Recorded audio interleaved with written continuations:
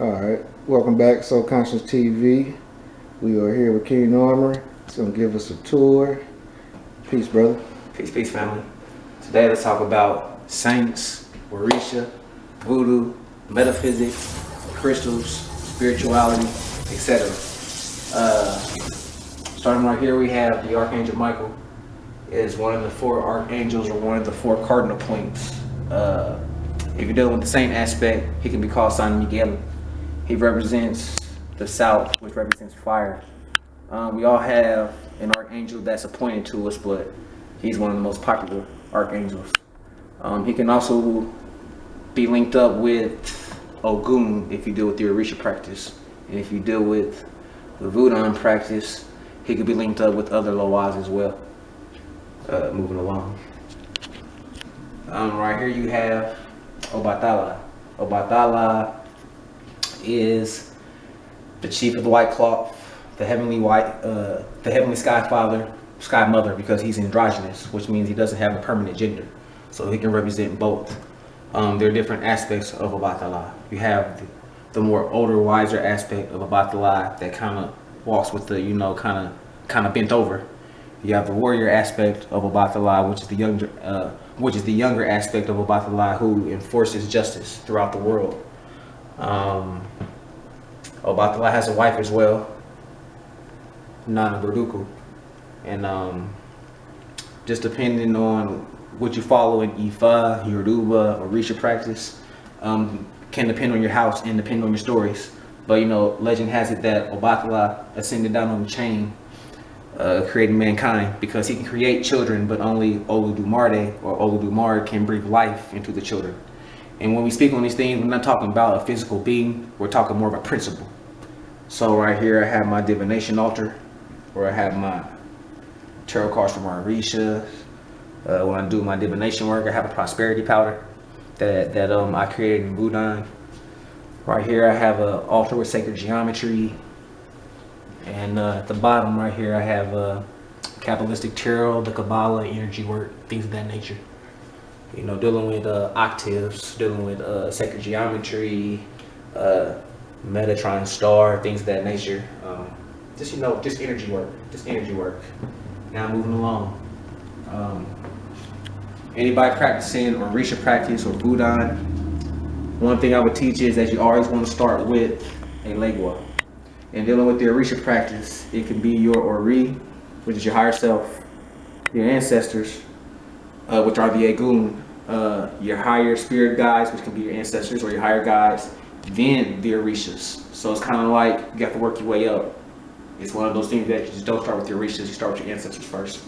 But in dealing with the Orishas, Elegua is the messenger of the crossroads. He is the cosmological police officer for the Orishas. So you can't go to any Orisha without speaking to him first. So if you have been speaking with your Orishas, or if you're drawn to Orisha, if you've been doing rituals with those Orishas, you may not be getting the outcome that you're looking for because you didn't go through Elegua first. So in dealing with Elegua, he's one of the warriors with Ogun and Ochosi. Elegua, he's the messenger of the crossroads. Ogun, he is the one who opens. He's the one who clears the pathways once that Elegua has opened up the gates in the roads. And Ogun works with Ochosi. This right here is an aspect of Ochosi. Ochosi is the divine wizard, the great hunter. You can compare him to Artemis. He's also the great herbalist. As you can see, I have some of my vices. I have a garnabato, which is a walking stick for Papa. I have a niche tarot card for my 3 Eleguas, everything in 3s. I have my feather for when I'm venerating my Orishas. I have to wear a feather, other than Papa Shango, because he's royalty, he's a king, but for the rest of them you have to wear a red feather. I have his, in Vodou we would call these an asan, which is like a gourd or like beaded maracas, but I have his maracas. And of course, I have a Niño Santo de Atocha, which is like the child aspect of him. Moving along, right here I have Vodou. So this is Vodou right here. That's Orisha, this is Vodou. So this right here would be Papa Legba. And in dealing with this, The aspect of Legba that I work with is Legba Atibon, which is the little bitty child princer that hides behind the door. This right here is a coconut for Legba. And with this coconut, it's a representation of him. You can either spray liquor on it 3 times or give a cigar smoke every Monday. And at least once a month, put it out in the sun. And this is a way of venerating Legba. Right here you have your 3 bells. You have 1 bell for purification, another for protection, and 1 for control. And this is where you just, venerate Legba. Right here we have what is called a spirit doll. A lot of people call it a voodoo doll, but that's more like a misappropriation or perversion. It's more of a prayer doll. And originally it was used for you to put your petitions on your spirit doll to connect you to your Loa. So sometimes when you make these, a lot of times when you make these, you want to have the 3 things. You want to have the colors, the veve, and or the number. Right here I have a key because Papa, unlocks the doors. He can also lock the doors. Have a feather because he's a warrior. This is a hawk feather. This is a hawk feather that was gifted to me. I have his walking stick. I have 3 beads to go in 3s. This right here is my Ogu Foray.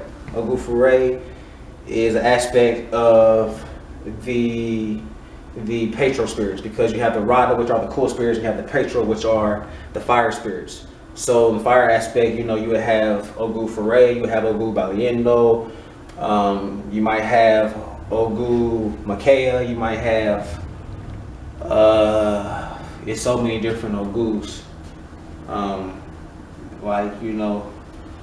Truly so many different paths, because you have the lighter path and the fiery path. And if you connect to the saints, he can be Saint James the Greater.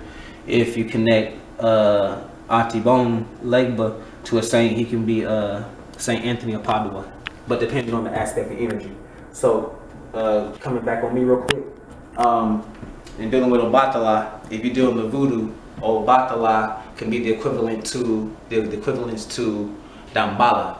Dambala is basically the descending and ascending pathway for all the little wise to ascend and descend. And in voodoo, once you become a priest, you will get something called a Batomaton, and that's basically the stick that has the ascending and descending serpents.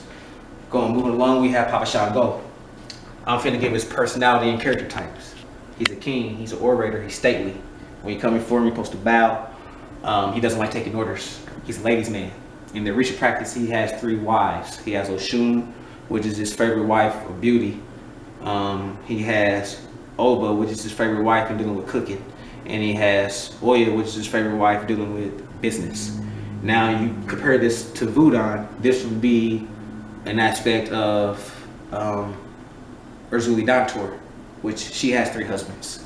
And they both can represent Saint Barbara, because Saint Barbara wears a crown like a king or a queen. She has a sword, which represents a warrior aspect. And dealing with Papa Shango as well, you also want to give water for his horse and put some grass outside. But when you compare it to the Vodou aspect, when Vodou was taken from the Mamiwata system in the original systems in West Africa and brought over to the Americas, they took a lot of their gods with them, or principles of nature, or laws of nature. And so they carried over from the Orishas. So you have an Ogu Shango, which Shango is singular in nature. He doesn't have paths. So you have an Ogu Shango, you have an Ogu Batala, you have an Osane, which is in the family of Ogus, but he's not in Ogu. In dealing with Legba, you have many paths of Legba. You have Legba Antibon, you have Legba Piakase, which is crooked foot Legba, which his colors are red and white. You have Legba Saranye, which is a Gede Legba who feasts with the dead. You have Legba Flambe, which that path deals, can represent a flamingo. So there's many different paths. You have Legba La Royer, and then the Orisha, I follow the path of Ishu La Royer, which is the talkative one. So, and understanding your path work and your energy work kind of helps to amplify your magic. Right here, got the comedic science. Because as you can see, I'm speaking on Orisha, speaking on Voodoo, and making the comparisons and breaking it down. But let's go into the discipline of comedic science, or Egyptian, for lack of a better word, because Egypt means bondage. So this will explain a time a time point in which a group of people were defeated. They were no longer in rulership. So when you speak of Kemet, it speaks of land of the black.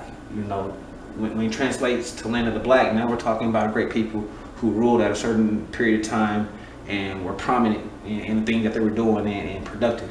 So you have Set and Heru, which is two parts of the Holy Trinity, because the original Holy Trinity is Father, Son. It's Mother, Son, and Father, or the God, Goddess, and the Son. SUN of God. You have the 42 ideals of Mayat, which later on became the 10 Commandments. You have the Ankh, which is not a cross, which the Ankh represents the womb of life, the portal of life. It represents the feminine reproductive organs. You have the Yoni, which is the womb, the uterus.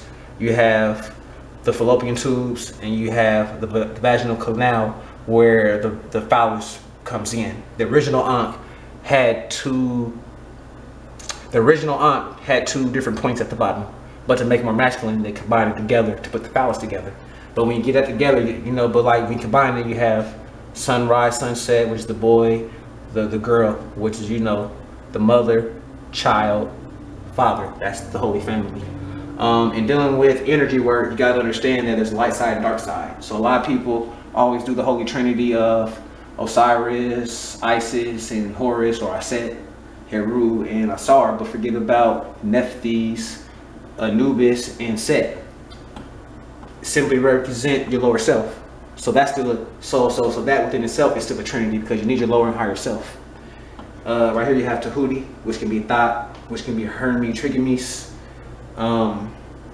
Basically, he's the god of writing and reading and knowledge. But it wasn't technically Tahuti that started writing. It was his wife, Sheshat, who invented writing, but she invented writing, but commanded him to teach the world and whatnot. So in the Greek aspect, it would be Hermes, and in the African aspect, it would be Tahuti. So moving along, we have Santa Muerte. I did a class on her a while back. Now, as you can see, with the growth, I have a shrine. This right here is the white path aspect of her. As you can see, it's dressed. If you want to come in, It has the cross or the cross of Carnavaca for good luck and for protection. It has horseshoes, has coins in here, has some of her vices, have the rosarios for her.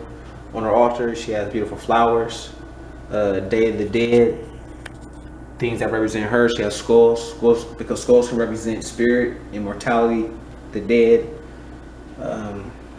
Have a little skull right there because she reminds us that in the end, this is what we'll be reduced to, back to to skeleton. Over here, I have more added on to her aspects, blue aspect and deal with healing. I have her on a black horse. Of course, deals with money. Have a red aspect of her. I have her sitting on the throne with the world in her hand because she does hold the world in her hand.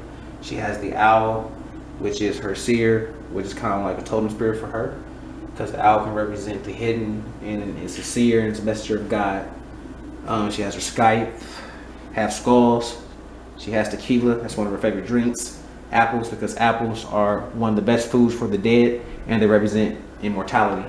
You have the red apple for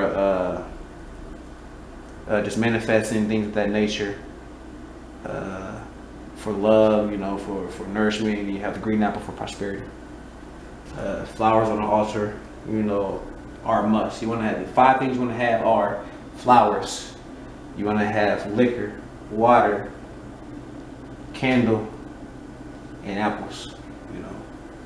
5 minimum things, not anything else. Moving along, if you want to look at it a little bit longer, if you want to let them gaze.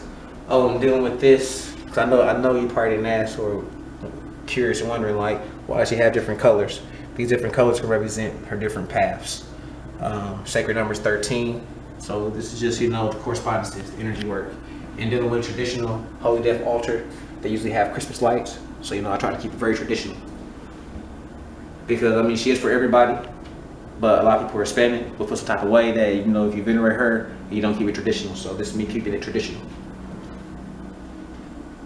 And speaking on Shango, at one point in time, Shango, he had the gift of divining, but he gave up his gift of divining to be able to play drums and infra music. So that's why he switched with Orula or Orumila. Let's keep moving.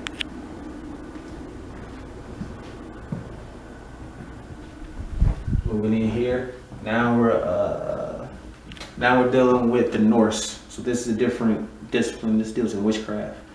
Legend has it that Odin hung himself by a tree until the wisdom came to him and he received the runes. Remember, you have Odin, you have Woden, because everybody has a higher and lower self. The runes are Elder Futhark, which deals with a family of Ets. An Et or in a tier is a family.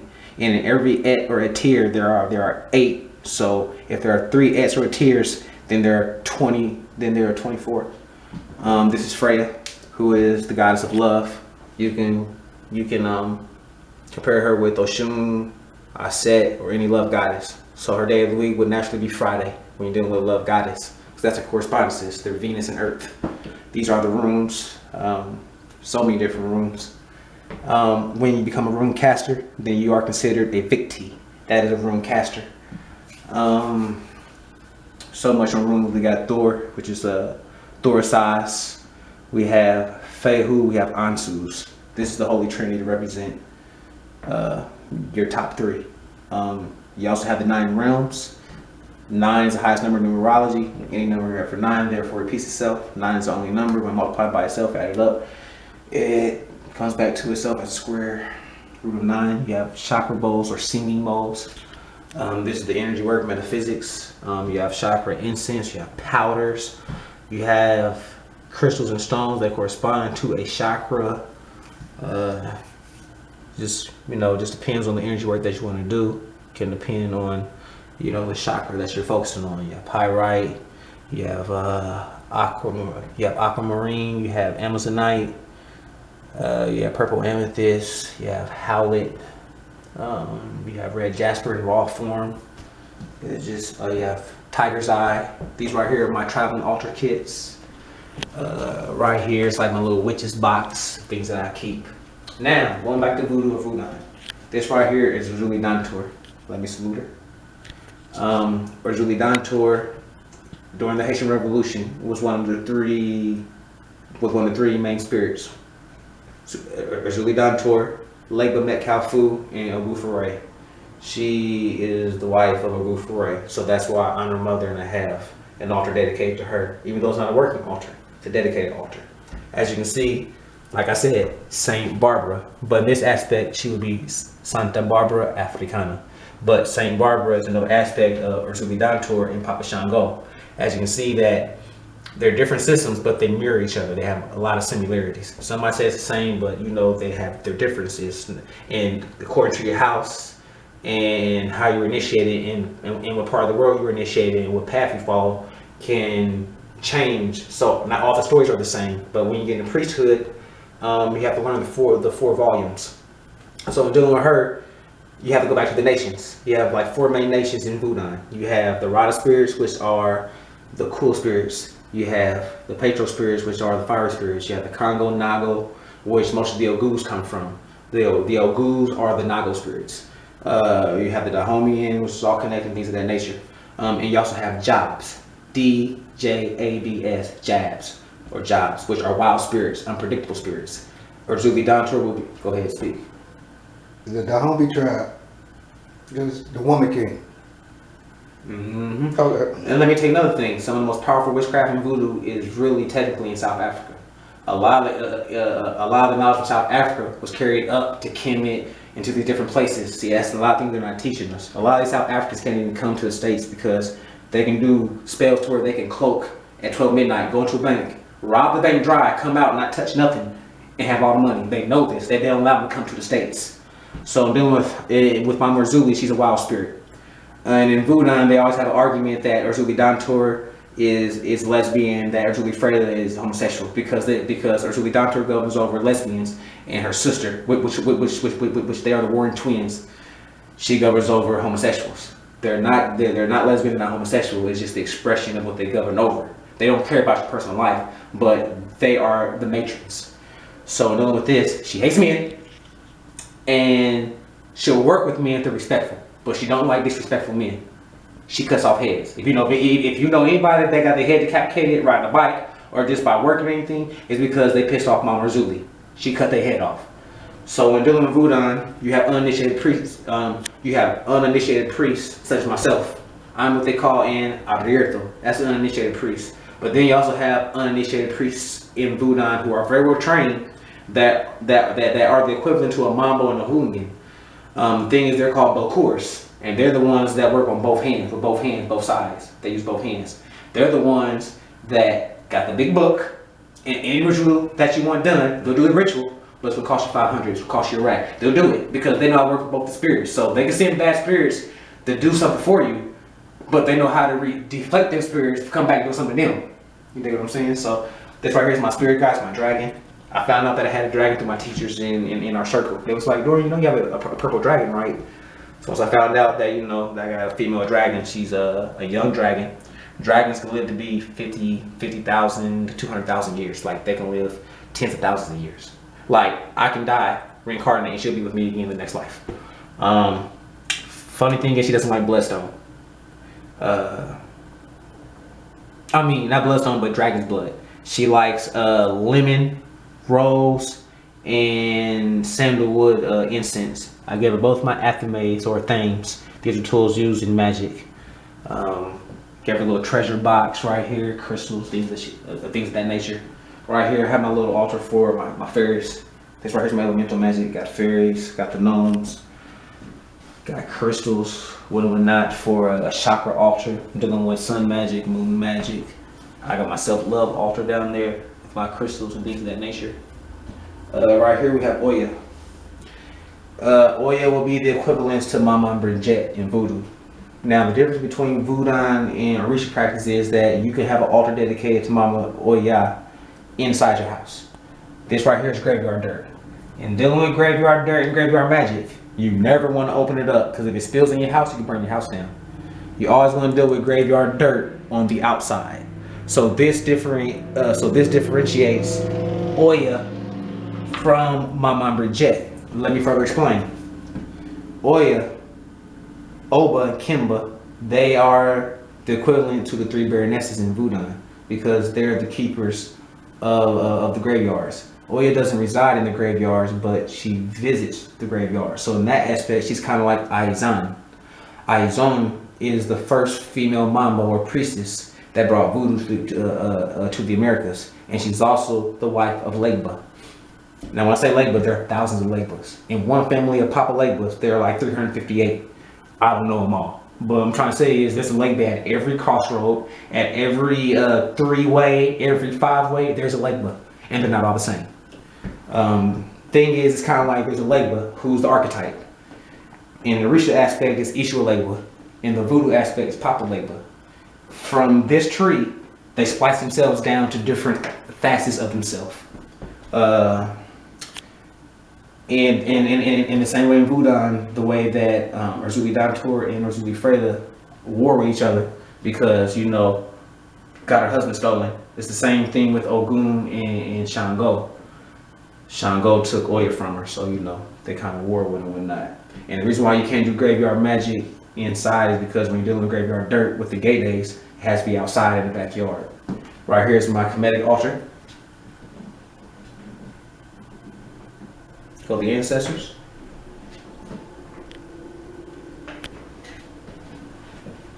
I got my moon altar right there with my Archangel Gabriel. I got Oshun and Yemaya. Peace, family. Oh, wait a minute. Go back through.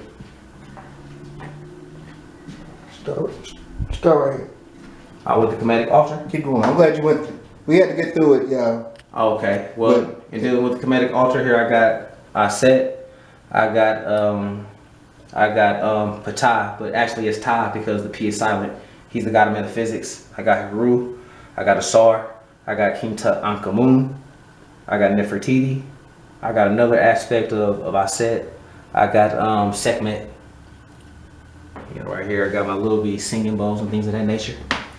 Let me see if it wants to come out and play.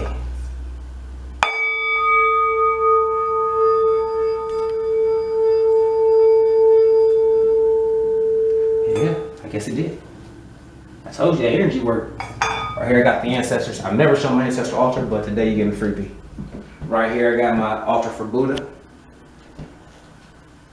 In a traditional Buddha altar, you want to have at eye level. So we're dealing with the Tibetan Buddha, the goddess. The Chinese aspect is more of the god. And Holy is another aspect of Buddha as well. I got my Mother Earth altar right here. If you're dealing with the Welsh, we have the Green Man, which could be Sarunas, the god of the forest. I got my bones right here charging on the altar of Marie Laveau. Coming over here, we have Mamo Shun in the Orisha practice. And a lot of people don't know this, that in Vodou, Mamo Shun and Baron Samedi have a child together. Mamo Shun is one of the youngest of the females, of the female Orishas. She deals with orphans, she deals with love, beauty, fine arts, prosperity, things of that nature. Excuse me. We have, she can be compared to Izuli Freyla in the Voodoo. Right here we have Yemaya, which in the West African pantheon of Voodoo, the original system would be Mami Wata, or Mother Waters. In Voodoo, she can be the equivalent to La Sirene. She's basically the mother of 10,000, because all of her followers and fish are innumerable. She's the mother of all the Orishas. She is the queen of the Ajay, which is queen of the witches. She protects over water signs and over children. And that's basically it, family. Okay, I got one question. Yes, sir. Ask me. What's up without the Swisher Sweets? Oh, cigars. Oh. Because cigars is a form of air magic, and what it does is it has a dominant effect when you're doing magic. It's a form of sending your tin out and manifesting. Because I know somebody going. And same thing with the cigar. I mean, with the liquor. He's like, why the liquor? Yeah. Why do you go to the liquor store? What's it called? Spirits? Yeah, spirits. There it is. Spirits love their favorite liquor. All right. Peace, family. Peace, So, Cashapp TV, hit the like button, subscribe, and hit the notification bell. Peace.